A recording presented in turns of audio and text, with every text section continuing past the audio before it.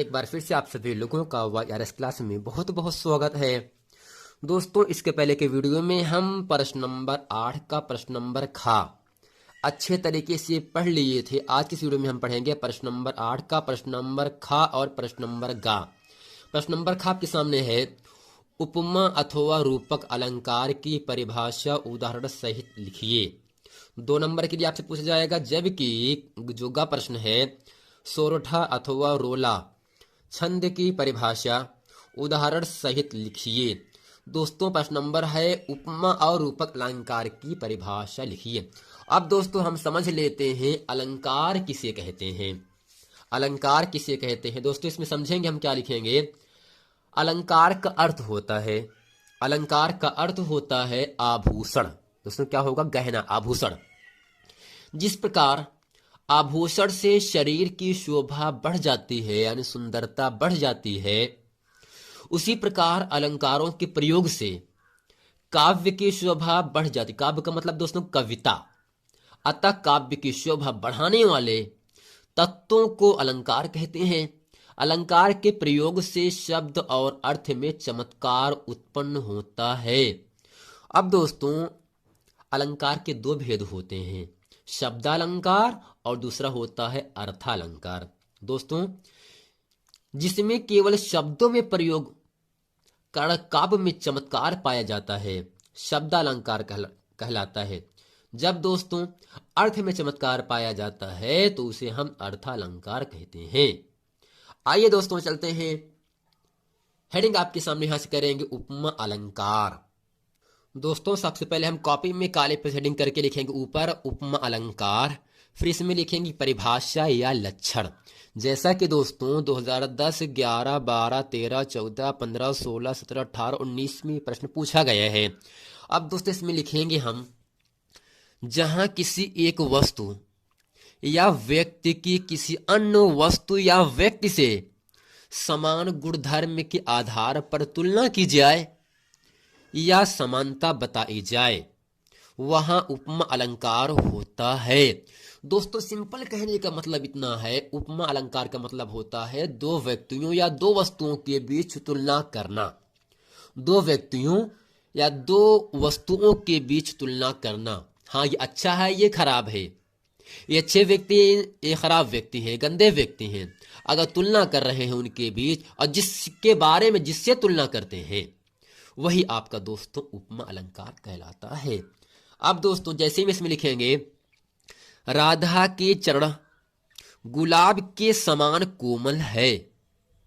यहां दोस्तों जो राधा का पैर है, इनकी तुलना किससे किया गया, इनकी समानता किससे किया गया, गुलाब से किया जा रहा है। यानी जो राधा का चरण है उसकी तुलना हम गुलाब से कर रहे हैं। अर्थात यहां पर क्या होगा आपका उपमा अलंकार, यानी एक वस्तु की तुलना, एक व्यक्ति की तुलना दूसरे से हम कर रहे हैं। अर्थात गुलाब की तुलना राधा के पैर से कर रहे हैं या राधा के पैर की तुलना हम गुलाब से कर रहे हैं, इसलिए यहां उपमा अलंकार है। उपमा अलंकार के निम्नलिखित 4 अंग होते हैं। दोस्तों पहला आपका दोस्तों यहां से है उपमेय। दोस्तों उपमेय का मतलब होता है जिस वस्तु की समानता बताई जाए वह उपमेय यानी प्रस्तुत होता है। ऊपर दिए गए उदाहरण में राधा के चरण उपमेय, यानी दोस्तों जिसकी तुलना की जाए, किसकी तुलना की जा रही है उस पूरे एग्जाम्पल में, राधा के चरण की। और किससे कर रहे हैं दोस्तों, गुलाब से कर रहे हैं, तो गुलाब क्या होगा आपका उपमान कहलाएगा। जिससे करते हैं उपमेय, जिस वस्तु से तुलना की जाती है उसी हम उपमान कहते हैं। यानी जिस वस्तु से समानता की जाती है या तुलना की जाती है उसे उपमान कहलाती है। ऊपर दिए गए उदाहरण में गुलाब उपमान है। अब दोस्तों इसके बाद आपका आता है वाचक शब्द। जैसे यहां क्या है, के, से, में, है, ये सब क्या होते हैं, वाचक शब्द होते हैं। समानता अथवा पहचान को व्यक्त करने वाला शब्द वाचक शब्द कहलाता है। ऊपर दिए गए उदाहरण में समान शब्द, में समान शब्द वाचक है, यानी जो ये में शब्द लिखा है ये आपका एक वाचक शब्द है। अब दोस्तों इसके बाद आपका आता है यहां से साधारण अर्थधर्म। जो गुण उपमान और उपमेय में समान रूप से रहता है वह साधारण धर्म कहलाता है। ऊपर दिए गए उदाहरण में कोमल शब्द साधारण धर्म है क्योंकि यह राधा कीचड़ और गुलाब दोनों में है। दोस्तों उम्मीद करते हैं ये उपमा अलंकार इससे अच्छे तरीके से आप समझ गए होंगे। आइए दोस्तों आपको लेके चलते हैं रूपक अलंकार में।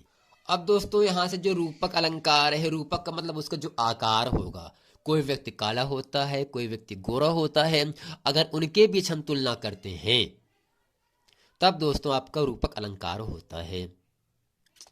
इसमें हेडिंग करेंगे, परिभाषा इसमें लिखेंगे, जहां उपमेय में उपमान का भेद रहित आरोप किया जाता है, अर्थात उपमेय यानी प्रस्तुत होगा जो वस्तु को तुलना करेंगे, उपमान जिससे करते हैं में अभिन्नता प्रकट की जाए, वहां रूपक अलंकार होता है। दोस्तों इसको इस प्रकार से लिख सकते हैं, जहां उपमेय में उपमान का निषेध रहित अभेद आरोप किया जाता है, अर्थात उपमेय और उपमान में अभिन्नता प्रकट की जाए, वहां रूपक अलंकार होता है। जैसे दोस्तों एग्जाम्पल आपके सामने यहां से कह रहा है, मुख चंद्र तुम्हारा देख सके, मुख चंद्र तुम्हारा देख सके, मन सागर मेरा लहराता। अब दोस्तों इसके बाद हम स्पष्टीकरण लिखेंगे, इसमें लिखेंगे यहां मुख, दोस्तों मुख का मतलब होता है चेहरा, मुख यानी मुंह। अब इसकी तुलना किससे कर रहे हैं? मन से कर रहे हैं, तो मन दोस्तों क्या होगा आपको उपमान कहलाएगा, जबकि मुख क्या होगा आपको उपमेय कहलाएगा। जिस वस्तु की तुलना करते हैं उपमेय, जिस वस्तु से की जाती है दोस्तों उसे कहा जाता उपमान कहा जाता है।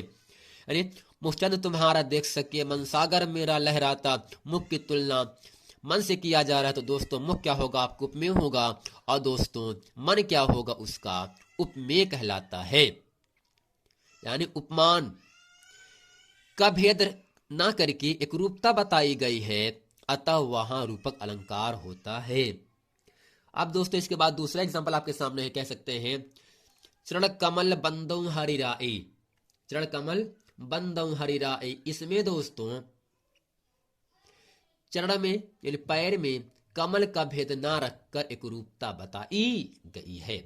दोस्तों उम्मीद करते हैं इस पूरे वीडियो में उपमा अलंकार और रूपक अलंकार इससे अच्छे तरीके से आप याद कर लिए होंगे और समझ गए होंगे क्या कैसे करना है, किसके किसके बीच तुलना की जाती है, हमें कैसे समझना है, कैसे लिखना है, इसको अच्छे तरीके से आप लोग समझ गए होंगे। दोस्तों मिलते हैं नेक्स्ट वीडियो में, तब तक के लिए थैंक यू। यदि आपने इसके पहले का वीडियो नहीं देखे हैं तो डिस्क्रिप्शन नीचे लिंक दिया है, वहां जाकर आप जाकर उस वीडियो को देख सकते हैं, ताकि हम जितना इसके पहले वीडियो बना चुके हैं हिंदी का वो सभी प्रश्न आप लोगों को समझ में आ जाए। मिलते हैं फिर नेक्स्ट वीडियो में, तब तक के लिए थैंक यू।